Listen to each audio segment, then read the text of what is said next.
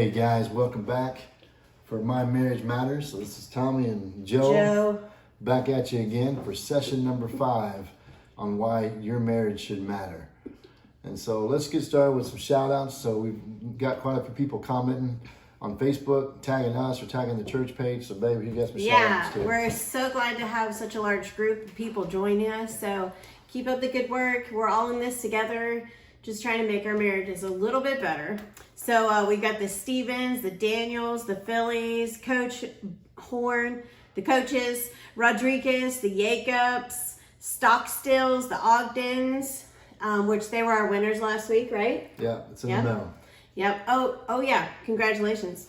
So we got the Eisteds, the Yarboroughs, the Schroeders, the Rudolphs, the Rogers, the Sleeth, Mark Teufel. Watching some. Yeah, hey Mark. You got some in Ohio, some from Oklahoma. Yep, from the very beginning of us. All right, and the Hartmans, the Sneeds, they were a winner once. The Susans were tuning in. Julia Smith and her hubby. And then Casey Small from Alaska. How about that? Hey. All right. So thanks for hanging with us here. So again, this is number 5 of our 6-week series. And so let's just do a little review about the 4 walls. We started off from the very beginning. We said we're going to start with the word. We had our passage, Ephesians chapter 5, talks about husbands and wives. And then the 4 walls, if you remember by now, you know, in your marriage, you got to have obviously the foundations, the word of God. And then you got to be a part of the body of Christ, which is some of what we're going to talk about tonight. So even though we're on quarantine, yet there's still a way you can have fellowship. And by watching this video, things like this, still stay connected to some people in your church. Fruit-filled life, and then accountability. And all those 4 key walls. And so let's start off with a little game, babe. So this little game's got 4 questions. Okay. It's just true or false. You play along at home. Okay. Then she's going to answer, see if she can get it right. These are crazy laws from different states. All right, so I want you to tell me, is this a law? Is it true or false? So number 1, in Minnesota, a person may not cross state lines with a duck atop his head. So is that true or false? Give me an answer. Then, babe, you got to answer. I'm going to say false. You can go with false? Yeah. Let's see if she got it right. Ooh. Oh. Sorry, that's true. So that's a real state law. I actually heard in Minnesota they're not allowed to cut their grass right now, too. Did you hear that? Pointing. I did. I don't know. Let me know in the comments if that's true or not. All right, number 2, babe. Up in New Jersey, it's against the law to frown at a police officer. Is that true or false? I'm going to say false. What do you think? Is she right? Well, the answer is that is true. So again, I just found these on the internet. I have no idea why they're laws. It just says weird state laws. 2 more, babe. You haven't got one right yet. All right. Number 3, in Wyoming, it's illegal to have a campfire when 2 or more prairie dogs are present. True or false? True. Go with true. That one's false. That's just silly. Come on now. The last 2 are true. All right, she hasn't got any of them. Last one. Let's see if she can get one. In Wisconsin, it is illegal to cut a woman's hair. True or false? That's got to be false. Got to be false? Actually, that's true. I guess you have to have a license. You can't just be anybody. You got to be like a hair care professional or something. Speaking of hair care, it's gotten so bad around here that check out this pic. Yeah, I'm dyeing her hair. And so, you got your roots? I had to. They were getting bad. It's looking better. It's looking better. Amber, you know I still got the marks, but that's okay. Nobody can see me. All right, so welcome to session 5. It's called Back to the Basics. Now, you think that weird game, you think that there wouldn't be crazy laws that come our way, like you can't teach the Bible to your kids in your house. That may sound crazy, but you realize in some countries that's already a law. Or, for example, it's illegal to homeschool. That may sound crazy, but in some countries, it's already a law. So what would you do? What are we going to do when some of these laws start coming our way? Are you going to take a stand for what is right and do what you know what the word says? Or are you going to cave in and give in and just say, well, that's what everybody else does? And so tonight, we're talking about going back to the basics for our families. And so we call these the big 3. So if couples come to our church, and they say, what do you want us to do to get involved? How can we get involved in your church? If you want us to play ball, what are the things we're supposed to do? Well, I believe strongly, that what happens at the family level has got to be happening at the church. but also what happens at the church level has got to be happening at home with the family. And if you're not doing both, then you're missing out on God's design for your family and for your marriage. And so here are the three things that I encourage people to do as a couple and do as a family. And so one is family worship. And so just like I said, you worship at church. Right now we're worshiping online. You also have to worship at home on some level. So again, if you don't do it at home, you're not getting the full value. Second one is family discipleship. So again, you're watching this videos, and this is some level of discipleship for you guys, but also you have to do that at church. You know, how do you do that on church? I know we can't go to campus, but also how do you do that at home? You know, what's that look like at home? And that's one of the big things we're going to talk about tonight, is give you one idea how to do that at home. And the third one is family on mission. So I strongly believe that God put you together for a reason as a couple. So your marriage matters because God says, you know what, you're better together than you are apart. And He's got a ministry, something He wants you guys to do. And that's really kind of what drew us together, was, you know, the ministry that we were involved in. That's how we met. And really since then, we tried to serve together as a couple. And so tonight we're going to cover those big three, but mainly talk about this home idea of home discipleship at home. So let's get started with a little passage from Joshua. Babe, you want to read Joshua 24 and verse 15? All right. But if serving the Lord seems undesirable to you, then choose for yourselves this day whom you will serve, whether the gods your forefathers served beyond the river, or the gods of the Amorites, in whose land you're living. But as for me and my household, we will serve the Lord. Joshua 24:15.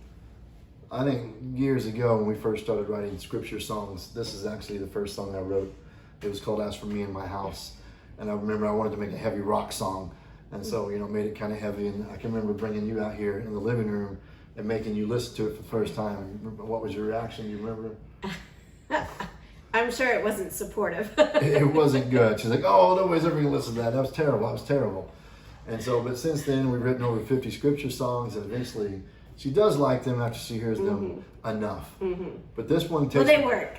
They work. They do make you memorize it. Yes. But this one takes me back to the beginning of the reason that God put you together and why your marriage matters. Because your house stands for something. You know, as a married couple, your marriage matters because you're representing Christ to your family and to the world. And so let's get started with this idea of family time. Now, we're not going to talk about kids a lot. This is the only week we talk about kids really in one of the sessions. And so if you have kids, this is going to apply.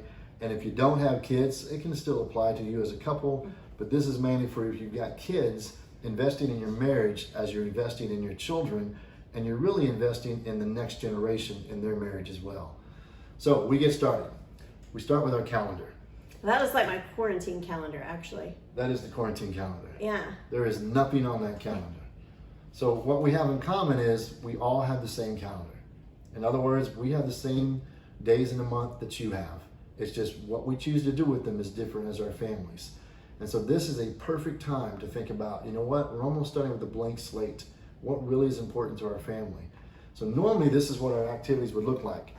We'd have some kid stuff.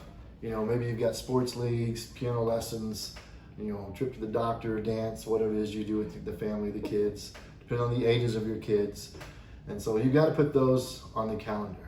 Well, you got to put some school time, even though we homeschool. You still got to block out some time for homeschool. And so that takes up a good chunk of the week. Plus you got homework in there. Next up, you got to add dad. And so dad may have some activities. You know, for me, it might be basketball or, you know, occasionally a night out to go with the guys, go to movies or something. Don't forget about mom. Mom's got some activities. Right now, mom ain't got nothing. Mom's bored out of her mind. I'm going to make it. But you know, mom's got some activities on a regular calendar. Maybe a night out with the girls or workout time or whatever it may be. But we haven't even thought about media. And so when media comes in, this is what media looks like. It's not on the calendar, it just takes over your time. People on their phones, you know, we got 8 people in the house, and there can be a time where all 8 people, it seems like, are on some kind of device. And so between all the stuff you can stream, watch, media just sucks the life out of your free time. And if you got a teenager, it looks something like this. Forget about it.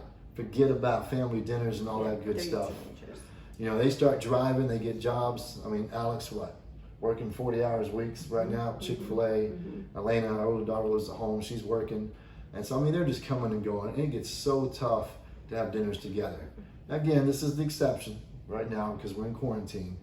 But I want to remind you, as we pick back up, this is the perfect time to set new habits. This is the time that you can take back your calendar and say, you know what, we're going to do something different. We're going to take control of our calendar, and my boss is not in control, my coaches aren't in control, the school's not in control. We're in control of our calendar. And we want to structure it to work for us, not that we're slaves to it. And so let's read this passage from Deuteronomy 6, babe, kind of remind us of why our calendar is important.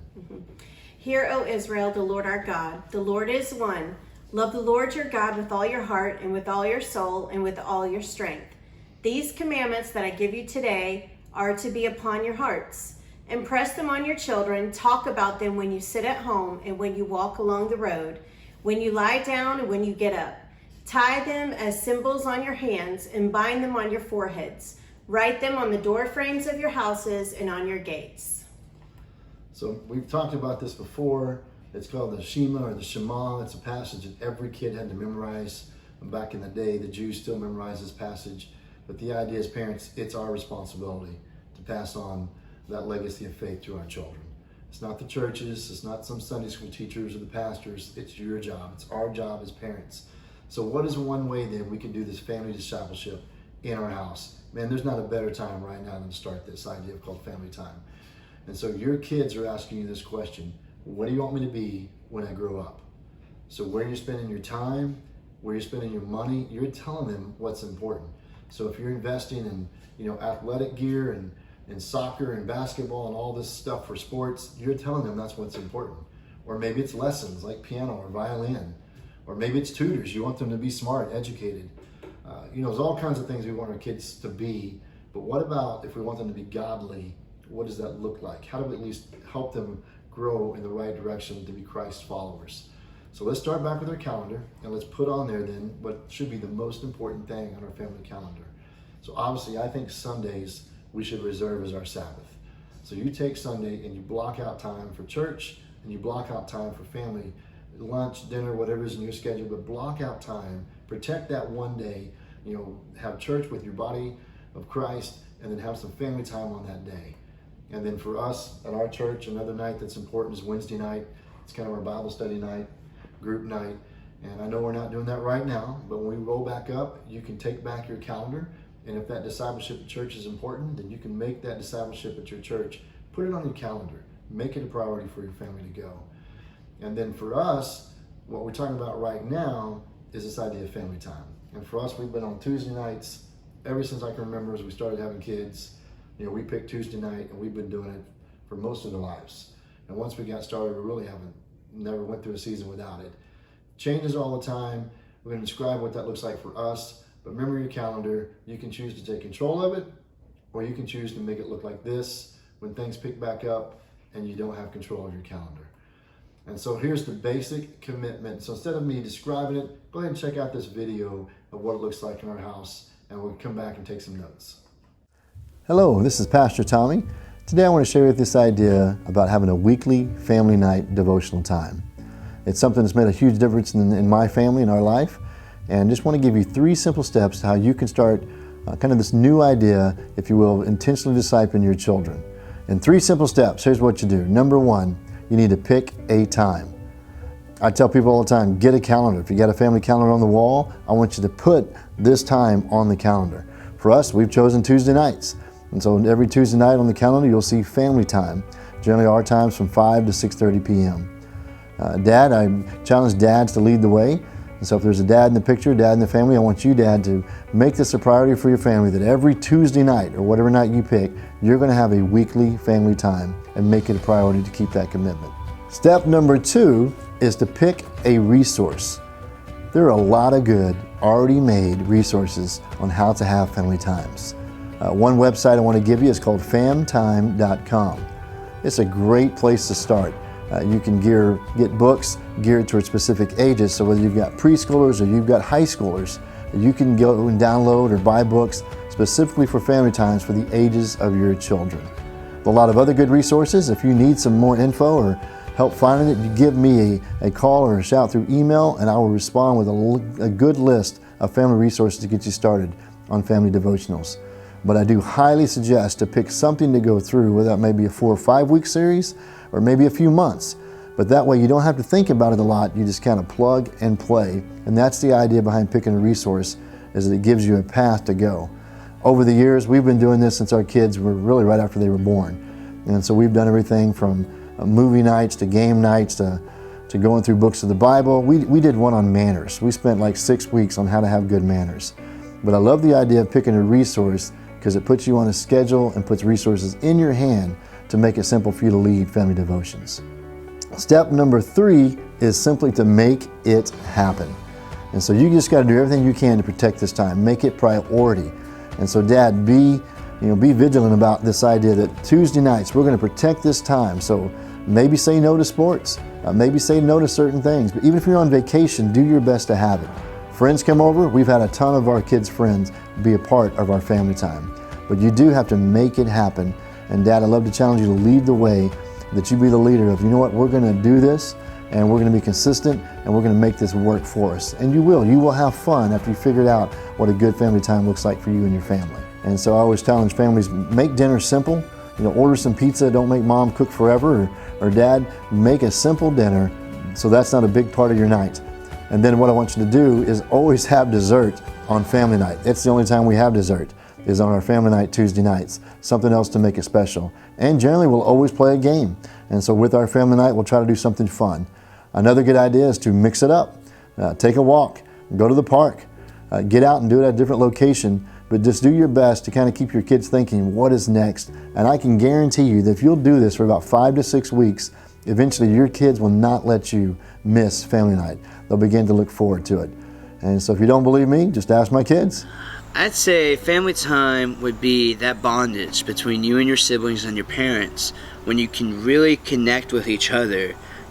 And it's just a really good time to have community with my family and just be able to sit down and talk about our day or anything that we did. It's a good time to help us bond as a family and learn more about Christ and grow in Him. And I'd say the main goal of family time would be just to better understand and connect to each other towards emotions, and we're working towards one goal, which is to further God's kingdom.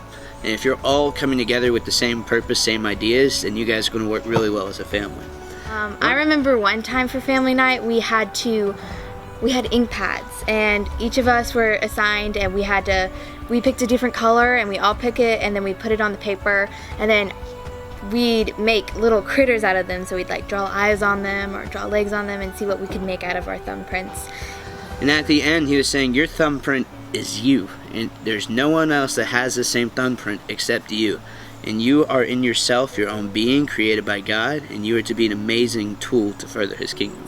And I remember the moral of the lesson was that each thumbprint is unique and different, and no one has the same thumbprint as anyone else. So why would you try to be like someone else's thumbprint when you could be your own thumbprint? So here's the idea behind family time. I want you to think of your family as a family tree. And maybe you didn't grow up in a house that read the Bible or had any kind of family night devotionals. But you know what? You're the parent and you can change that. And I love to challenge mom and dad to think about you are in charge of your family tree. And this is one of those traditions that you can start and build, that you can leave a godly legacy with your children. I'm thinking about passages like Deuteronomy chapter 6, verses 4 through 9, and Psalm 78, verses 1 through 7. The idea that parents, you are the primary spiritual influence in your child's life. And it is the parents' responsibility to teach their kids about God and His Word. And this is one simple thing that you can do to start, and just in little bitty bite-sized nuggets, you can begin to see a big character difference in the life of your kids and just your family calendar and togetherness and time, and just by spending quality time together once a week. It's my prayer that if you'll start family night devotionals, that you'll begin to say that, you know what, we're going to create a godly legacy, and you could change generations for come, generations that you won't even get to be a part of. So I challenge you to take up this challenge of starting this idea of leading family devotion. 3 simple steps. 1, pick a time. 2, pick a resource. And 3, make it happen. You can do this. Leave a godly legacy and change your family tree. All right, well, welcome back. And so thank you for checking out that video, watching with us. So again, tonight's really the only night we're going to talk about kids. This is a marriage series, but this is why this is important. I go back to those dominoes. So goes the man, so goes the marriage, so goes the marriage, so goes the family. And I think that you got to start thinking of your marriage. You have purpose. There's a reason that God put you together. And if God has blessed you with children, then you realize that one of those reasons is to carry on that godly legacy through your kids. So, babe, can you think of some things that, family time has made a difference in our marriage or our family? Yeah, I don't really think that family time just has to be where you say no sports on one night. Say you pick Tuesday night like we have. There was a season when our son wanted to play high school soccer, so we made family night at the soccer field. So it doesn't mean that you can't do sports just because they're on Tuesday nights, but I do think that if your kids see the commitment, and they'll start to realize, even, when they make their work schedule, oh, I need to be home on Tuesday nights. I'm not going to schedule myself for Tuesday nights. So, and one thing that I found along the years is that the kids knew that was a night that they could bring some, maybe a topic they'd been wanting to talk about with us. So, after we have the family night, we might have some one-on-one time with the kids and stuff, but just being devoted to one night a week really helps solidify and really helps that number 3 to make it happen. And I think that, if you're watching this video and you're like, hey, the kids have, flown the coop, they're not home. But, what if you just took this to where you're at right now and committed to one night a week? That's the night we're either going to go out on a date because we can, or we're going to do something special, or, maybe that's the one night a week that you're committing just to pray together because you never have prayed together before. Just make some kind of commitment to do something together on that night. And I really think that your marriage will see the fruit from that, whether it's, helping out with the children and your marriage flourishes because you see, one spouse doing amazing things with the family, or if it's just the two of you and you devote that night to be together. Maybe there's some hard topics that you haven't been able to talk about because it's not been the right time. Well, then suddenly those one night a week, you have that time devoted to each other, to look each other in the eyes, to talk about the hard topics or the fun topics. Yeah, another idea here is to build some fun traditions into that. So, you can take trips. We've gone to, as long as our idea is we have to be together.